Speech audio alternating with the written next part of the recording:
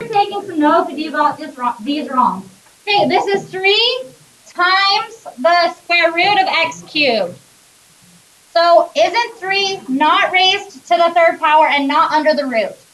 So we would go 3x to the power is on top, root's on bottom. Do you all agree? Okay, a lot of you went like this. 3x to the 3 halves, that is the same thing as this. And a lot of you went like this. 3x to the 3 halves, which is also correct. But hopefully you're able to see that this is the same thing as both of those. It would not be necessary to write the parentheses. Okay, next one. This one's the hardest one. A lot of you have it wrong. A lot of you have it right, and a lot of you have it wrong. This one's the hardest one. So look, 3 and x cubed are not both raised to the third power, only x's. So you've got to leave them with their own powers. Now I do have to put parentheses around them because they contain something in common. They're both under the same square root. Roots go on bottom. What power will be on top that will not change those powers? 1. Very good. Okay, so if you got that wrong, make sure you're writing yourself a little note and understanding it. Yes.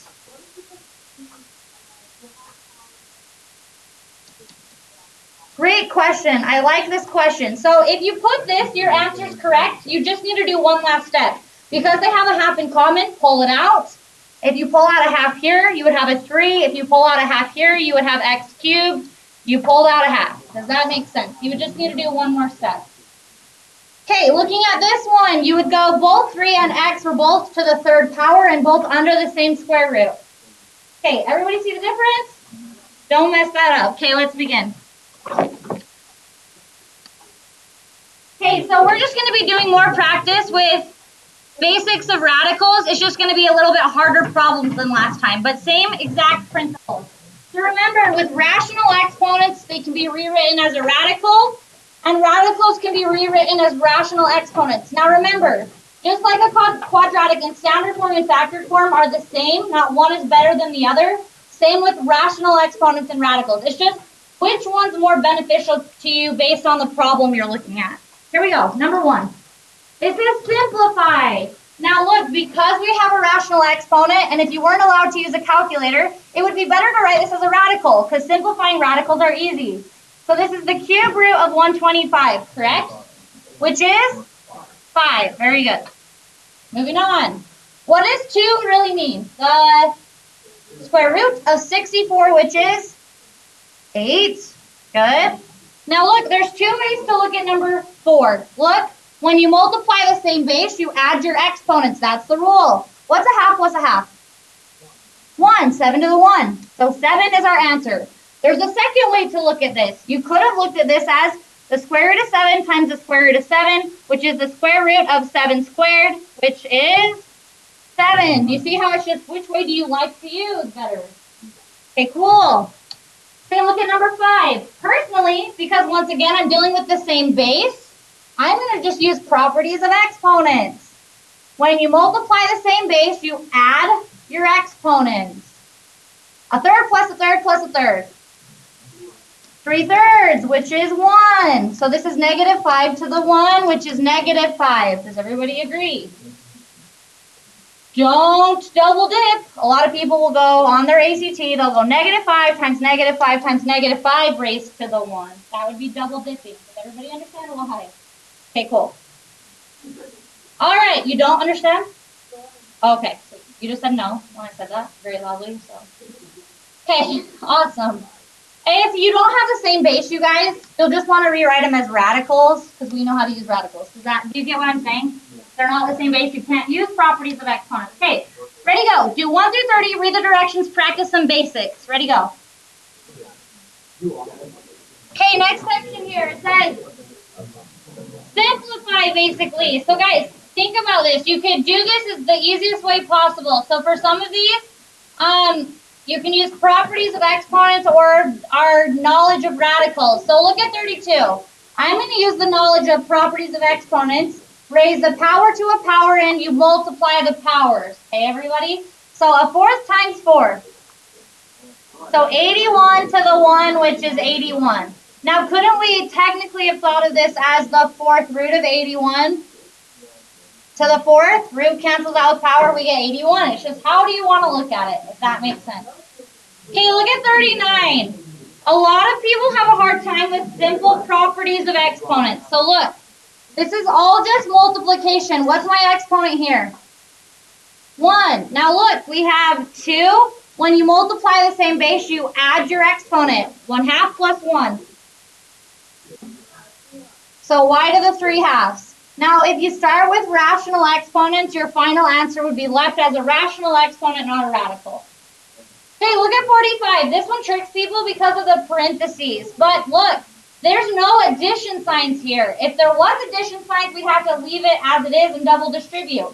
This is not distribution because there's not multiple terms. So we can literally just reorder this. This is just multiplication, and multiplication can be reordered. 3 times 4 is 12, right? When you multiply the same base, you add your exponents, don't you? 1/2 plus 2/3. Once again, just do it in your calculator if you need to.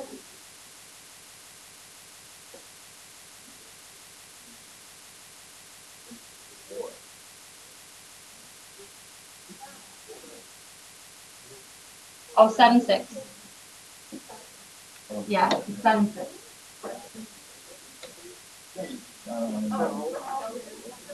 Okay, once again, guys, if you start with rational exponents, end with rational exponents. Okay, look at 46. So, when you multiply the same base, you add your exponents. When you divide the same base, you subtract. You always subtract the top from the bottom. So, let's go ahead and simplify these first, though. 12 divided by 4 is 3/1. And then once again, when you divide the same base, you subtract your exponents top from bottom. So 1/3 minus 1/2. Now the bottom is gone. 1/3 minus 1/2. So right now we have on top a 3 on bottom a 1. And now we put this up here. So we have y to the negative 1/6, everybody. Is everybody with me?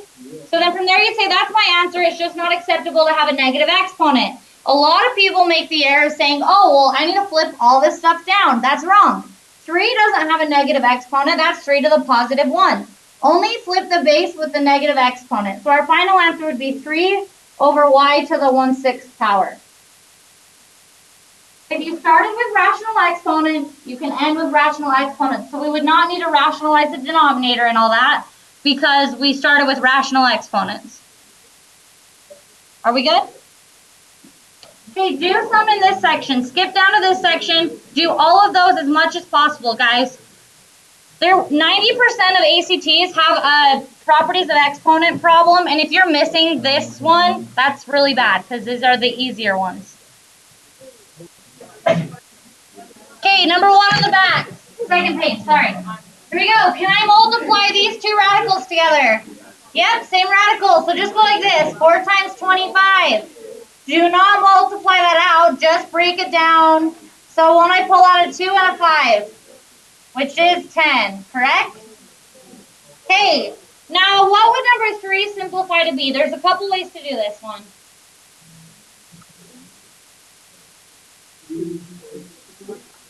(3√3). They simplified this to be 3. 3 times √3 is 3√3, everybody. The harder way of doing it would have been to say, okay, that's 3 to the 1/2 power times technically 27, isn't that 3 cubed? So then times 3 to the 3/3, which is 3. Does everybody see? That's the harder way of doing it. Okay, cool. Okay, let's go to number 7. It says simplify and use absolute values when needed. Next section. So let's square root this in sections. What's the square root of 36? 6, and then how many x's? We have 3 x's. We're pulling out groups of 2, so can't I pull out an x? And what's remaining? X. Correct, everybody. So look, 3 divided by 2 is 1 with a remainder of 1. So we pulled out x to the 1, remaining x to the 1. All good? Okay, let's check. Do we need absolute values? Even root? Yes. Odd exponents? Yes. 1 is odd. So we would need absolute values around x. Remember, you don't need to put it around 6. 6 is not negative, it's positive. We're good to go. Moving on. Number 11. Simplifying this, square root of x squared.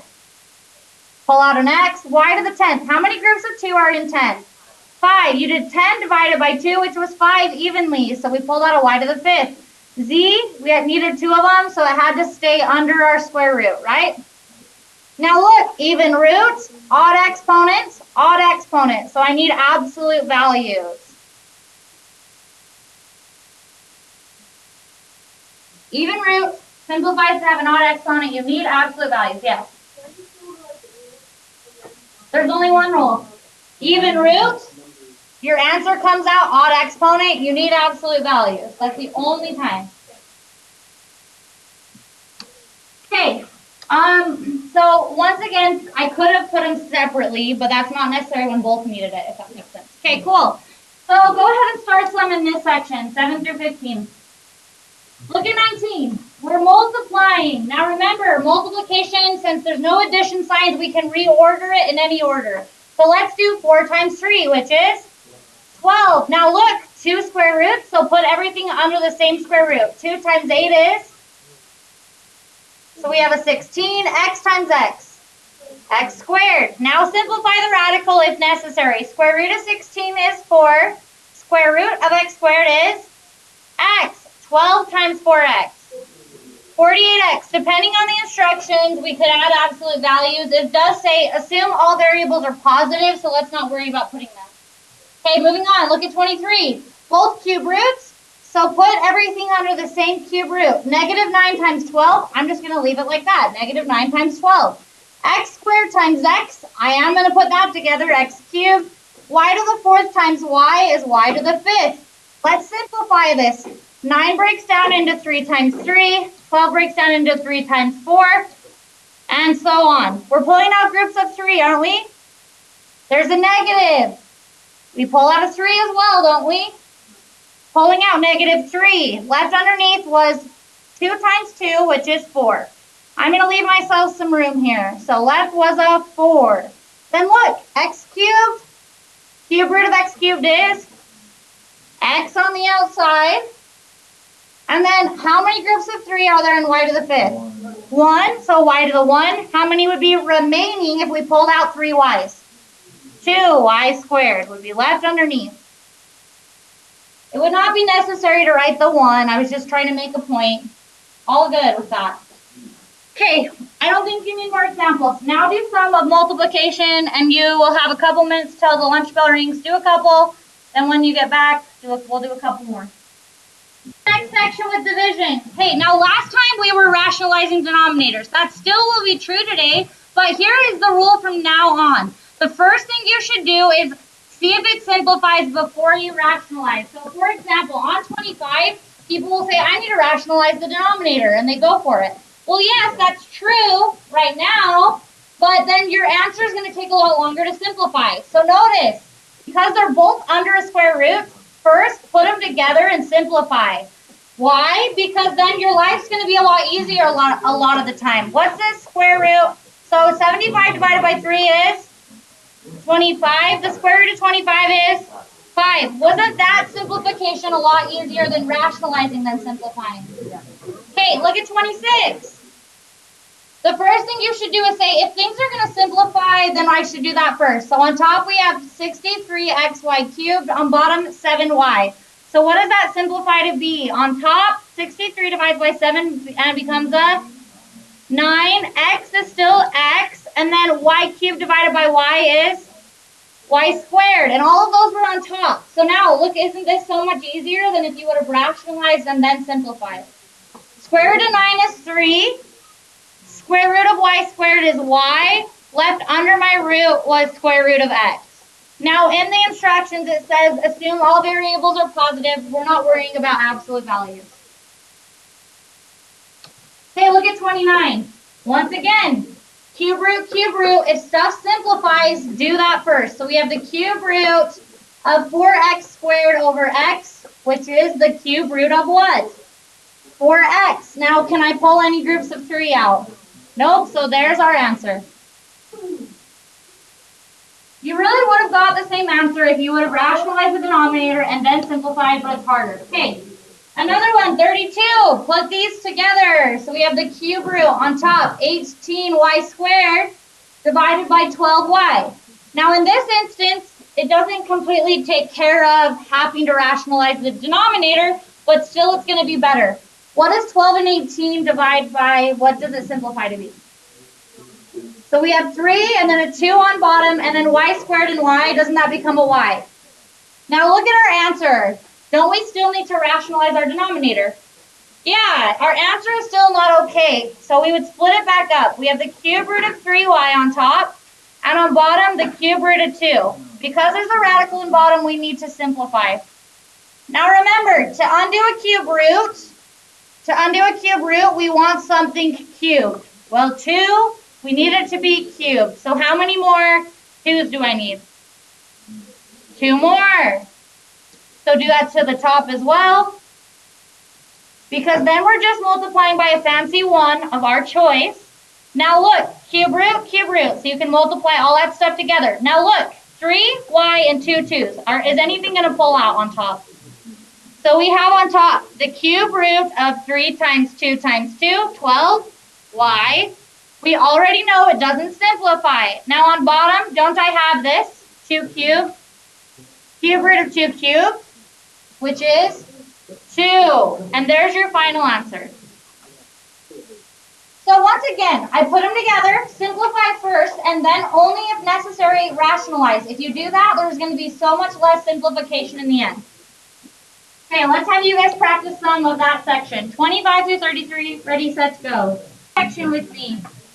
So more rationalization. Now do not get out of the habit of what Miss Christensen suggests. She suggests that we always first simplify if possible. Do you see how they're both square roots? Don't we have an x on top and bottom that would divide out? Do that first so that your simplification in the end is easier. So we have the square root of y over the square root of 3. Say that's my answer, it's just not acceptable. So we would need to rationalize our denominator. Multiply by root 3 over root 3, am I right? So on top I would have 3y. What would I have on bottom?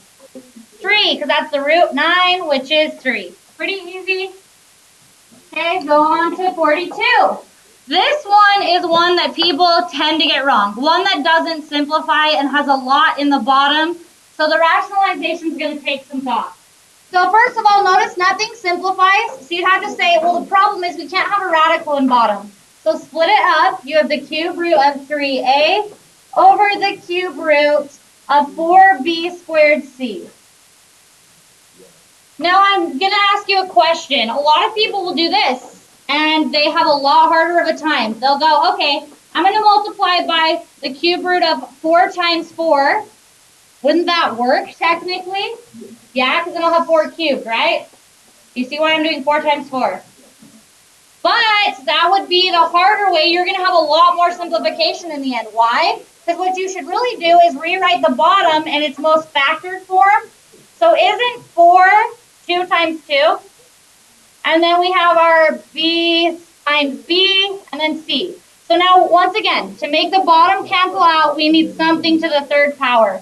So how many more 2's do I need? Only 1. Now I'm not going to have to simplify. Now we have 2 b's. We need 1 more b. We only have 1 c. How many more c's?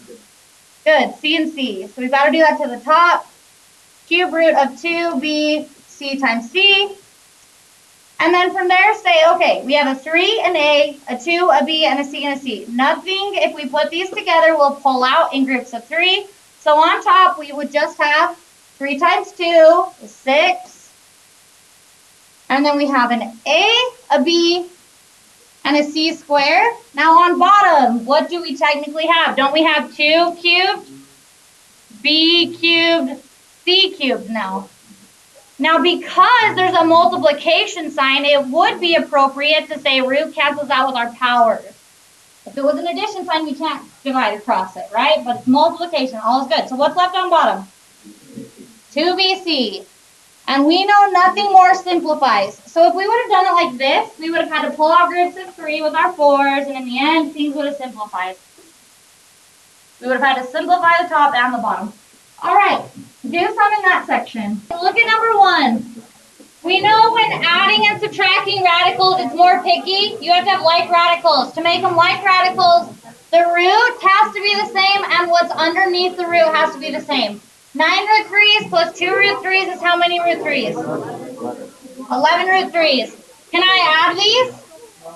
Nope, so that's our answer. Like a check mark, like that's our answer. Okay, look at number 10. It says simplify. So we know right now we can't put these together, but we better simplify them and see if we really can. 8 times 4, 2 times 4, pulling out groups of 2. Hey, you're ruining my video, people. Don't talk. 3 times 4 is 12 root 2. Okay, and then 50 breaks down into 5 times 10, 5 times 2, right?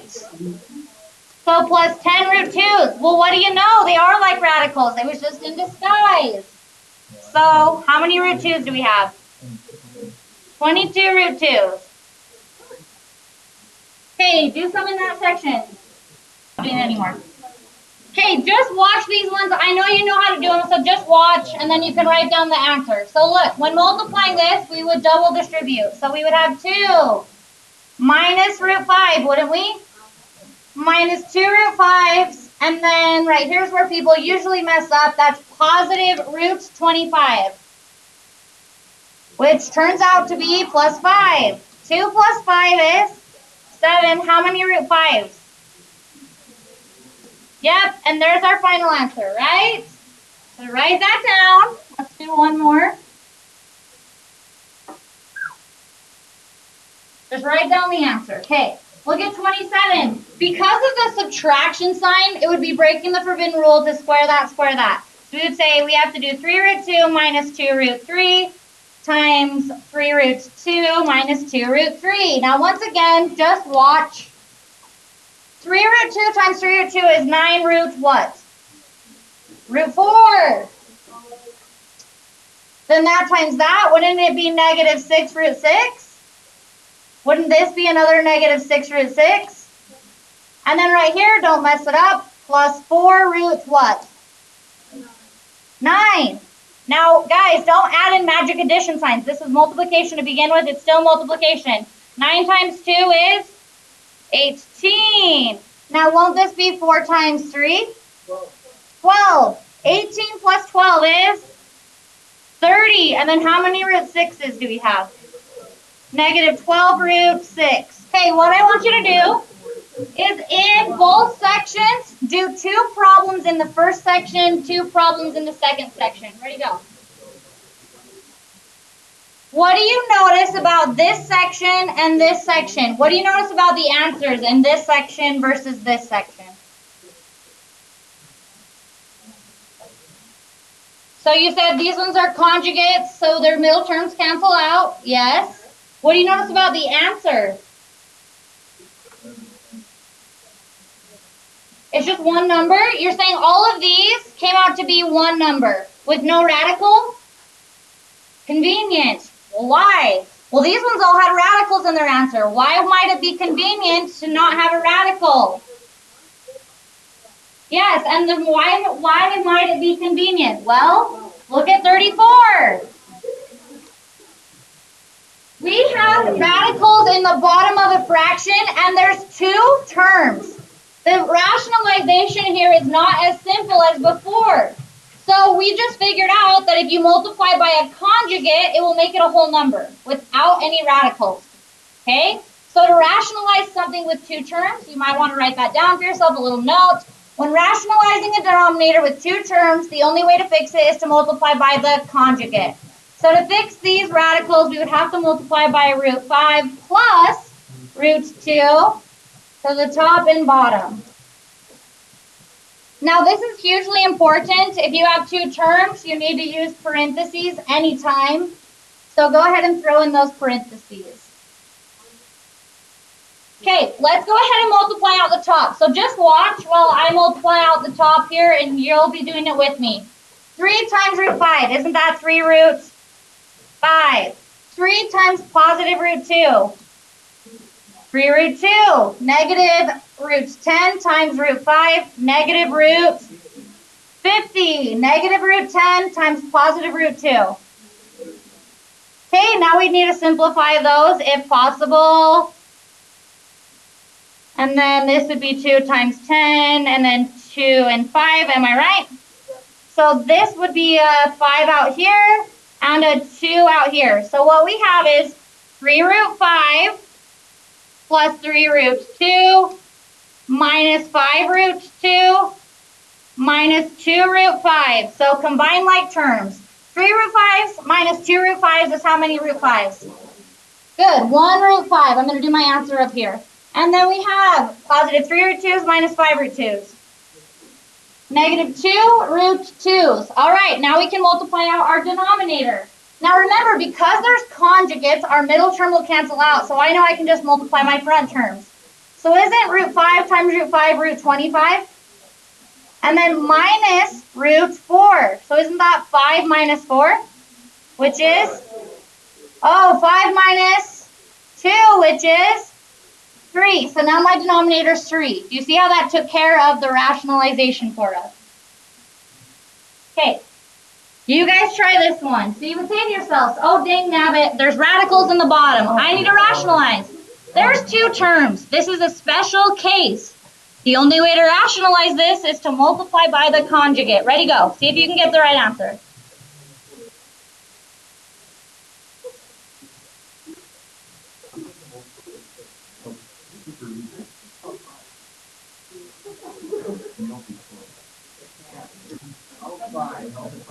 Don't watch me do it. You're supposed to be doing it on your own.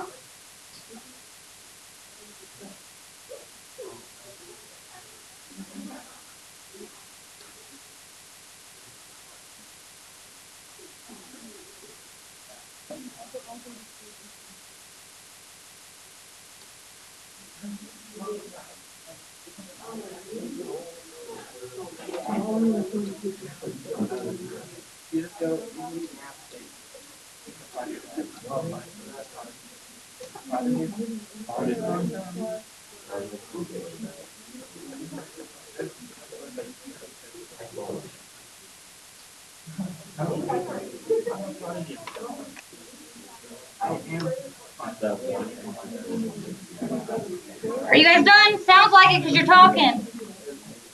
Did you get this answer? 5 root 2 over 5? Okay, now can't I divide across the multiplication sign? Boom, final answer. Awesome, way to go. Okay, so don't get confused though, because once people learn about conjugate rationalization, when they see something like this, they say, oh, conjugate. No, guys, there's not 2 terms. We would just rationalize this the good old-fashioned way. So what would I multiply by? XX, good. Cube root of XX. Now look, there's 2 terms, so I need parentheses. Multiply that there. Isn't that 2 cube roots of x squared? And then right here, when I multiply that, I have plus technically the cube root of x cubed. Now on bottom, I have the cube root of x cubed. Do any of those radicals simplify? Yep, this cancels out with this, and this cancels out with this. So we have 2 cube roots of x squared plus x all over x, right? Okay, now one more step. Let's make sure we do our last step, right? We would divide out our x's, yeah? No, good. Why? Because we can't divide across an addition sign. Way to catch what I was trying to trick you with. Yeah. Good job. Okay, so ready? What I would do, here's my recommendation for all of you. So if you're one of those people that are like, I want to make sure I get an A on the test, what can I do? Go to the online assignment and make sure to do every problem 37 through 47, especially the story problems, because you will have them on the test. Guys, story problems will be no different than just adding and subtracting, multiplying and dividing. It's just asking it in a roundabout way. Do you want a good ACT score? Then I suggest you don't freak out with story problems. Okay, ready to go.